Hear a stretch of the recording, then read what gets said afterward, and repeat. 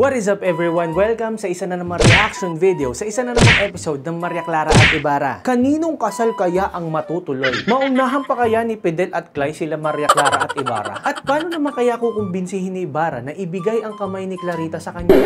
Huwag na natin patagalin, panoorin na natin. Nag-iipon na sa kasal. Kanina ko pa po kasi hinahanap si Mang Adong, kaya lang hindi ko siya makita eh. Wala po ba siya? Uy, namimiss ko na si Mang Adong. Inutusan ko siyang asikasuhin ng mga ihanda. Isang salo-salo na may musika ang hatid ko sa pamamanikan. At bukod pa riyan ng mga inihanda kong handog na regalo. Yan na naman tayo sa mga salo-salo, Ibarra. Ako kinakabahan sa'yo kapag may salo-salo eh. Tuwing may magsasalo-salo, may napapahamak sa inyo eh. Wala pa rin kayong kadala-dala? Sige, push mo yan. Pera nyo yan eh. At sana'y matagpuan mo rin ang lalaking tunay na ibig sa'yo. Natagpuan na niya, Ibarra. Huli ka na sa balita.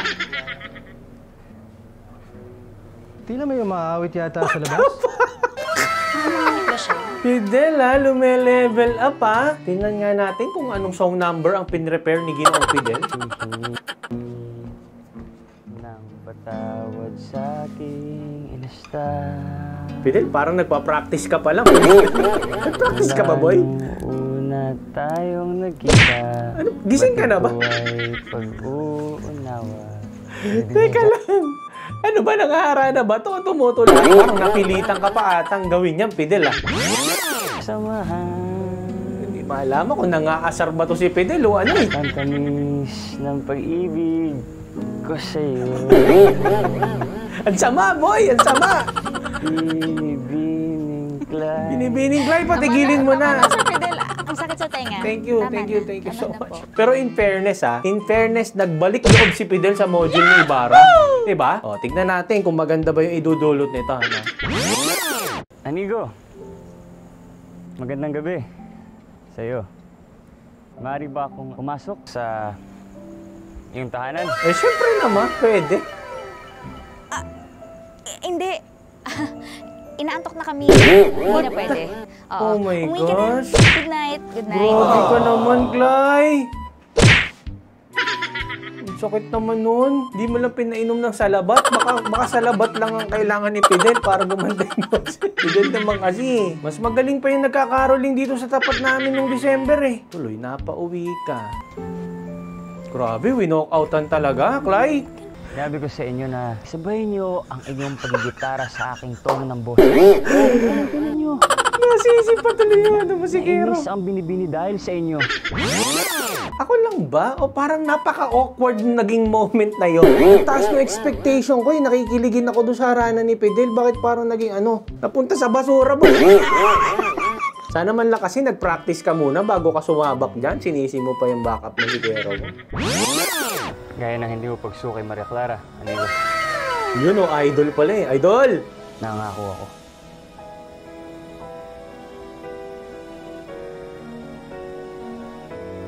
Narinig talaga, nagmumursak. Wow! Ganda! Benji, ang ganda mo! Abot dito yung buhok mo, Grabe! Nakikibasa ka na nga lang ng Noli, nagka-love life ka pa. Iba din! Iba din, Clay! Iba din! Ikaw lang ang kailangan sa buhay ko. Si Fidel daw yung kumakanta dun sa background. Totoo ba? Mga kapilay, totoo ba yung mga pinagchichichikan nyo sa akin dyan sa comment section? Nababasa ko yung comments nyo, Hindi ko pwedeng reviewin to at baka tayo yung makaka-copyright. Gusto nyo ba ma-take down yung channel natin dito sa YouTube? Pero maganda naman pala yung quality ng boses ni Fidel eh. Beautiful! Yahoo! Kung ganun lang sana ang ginawa mong boses, Fidel, umuo na si Clay doon. On the spot. Hanggang kailan ninyo magagamit ang iilang hibla na umuugnay sa inyo sa mananakop? Hindi gaya namin tinatawag nilang Indio. Wala kaming kapitang general o arsobispong may hingihan ng saklolo. Grabe, no? Hanggang ngayon, nangyayari pa rin to eh. Yung mga mayayaman, maraming connections. Hanggang ngayon, ganito pa rin tayo. Wala pa rin pinagbago, guys. Baguhin natin yung sistema. Okay lang? Mas mahalaga sa kanya ang bisyo kaysa sa kanyang kaawa-awang pamilya. batid mo bang lulong si Pedro sa pagsasabong? Bumili pa ng tandang kahapon. In fairness, sa lahat naman ng pwede maging pangalan, Pedro talaga eh. Pag sabongero, Pedro, ganon. Manok ni San Pedro, ganyan. Bisyo pa more. Saan ba talaga tayo paparoon? Bakit nila hindi kaya nagpaalam sa iyong papa bago siya lumisan? Iligpit mo na yan, sabihin. Masyado na maraming nalalaman yan, Clarita eh. Paumanhin po. Ngunit lubang mahalaga raw po ang pakay niya sa inyo, senyor. Kaya kabilin-bilinan ng kura na maihatid agad kita sa kanya. Ano kayang pakay ni Poknat dito kay Clarita? Ba't siya pinatawag? I-reveal na ba? Ito na ba yung grand reveal ng secret? Masama na talaga ang mga kaganapan dito sa bayan natin. Lalo na't sa mga kasawian na bunga ng mga kasamaan, fraile, na tila ba isang malalang kanser. Alam na nila yung cancer, yung time na yon. Ano bang cancer yan? Hindi mamatay-matay. Hanggang ngayon, hindi pa masolusyonan. Wala man lang makapag-imbento ng gamot sa cancer. Ang tanong ko sa iyo ay ito. Ikaw ba'y ang doktor na tutulong na gumaling ang San Diego? Oo. O gaya ka rin nung mga ibang mayayaman diyan na magpipikit mata na lamang? Dati pa pala gusto nilang ayusin yung sistema eh. Hanggang ngayon, yung sistema natin di maayos-ayos. Bago-bago din, guys. Hindi na mawawala ang corruption and abuses ng mga powerful na tao. Pero ayoko pa rin maniwala sa sinabi sa akin ni Mr. Torres noon. Itong sasabihin ko, huwag mong kakalimutan. Walang pagmamahalang magtatagumpay kung masalimuot ang lipunan nito. Napanood yung mga previous episode natin. Pag-usapan natin yan, di ba? Sistema talaga eh. Yung sistema talaga eh. Ang kailangan nating ayusin. Oo, hindi na mawawala yung corruption kasi ano yan eh. Meron talagang bulong ng Diablo eh. Pero malilesen natin yan ha. Tignan na lang natin yung mga bansa na less ang corruption. Bakit hindi natin sila gayahin? Naka-parliamentary system sila. Ba't tayo gaya ng gaya doon sa mga bansa na kalamang ang corruption, beshi? Ano ba yan? Easy na, uy. Wala ba tayong Ibarra dyan?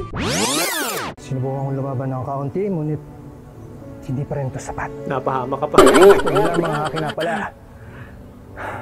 Dalo lamang ako ginigipit ng mga fraile. Nilalayo nila sa akin ng mga tao at mga bagay na mahalaga sa akin. So, anong balak natin, Ibarra? Lalaban ba o babawi? Ano ba? Hindi ko mabasa yung statement mo eh. Napanghihinaan ka ba ng loob o re-rest ba ka? Ano ba? Ano bang gagawin natin?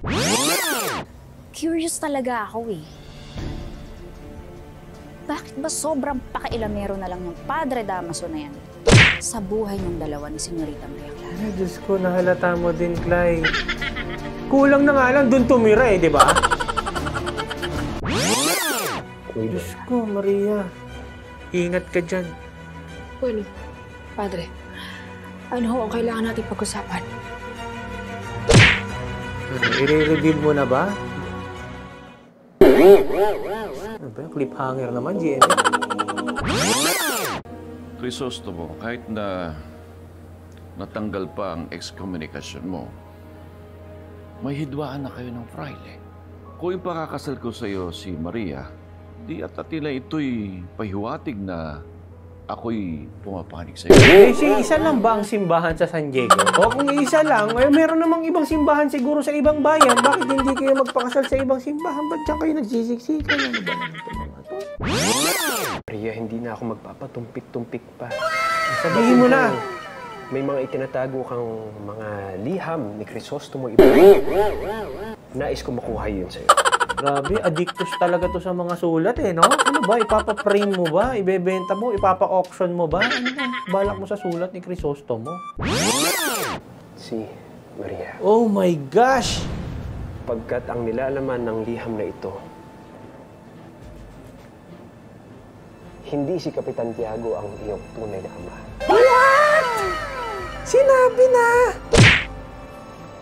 Ang iyong... Nagkating klase siguro ako nung mga part na to. Ano, si Salvi pala ang nag-isplok kay Clarita. Ay, nako. Eto na, ang grand reveal. Ang tunay mong ama ay si... Drum roll, please!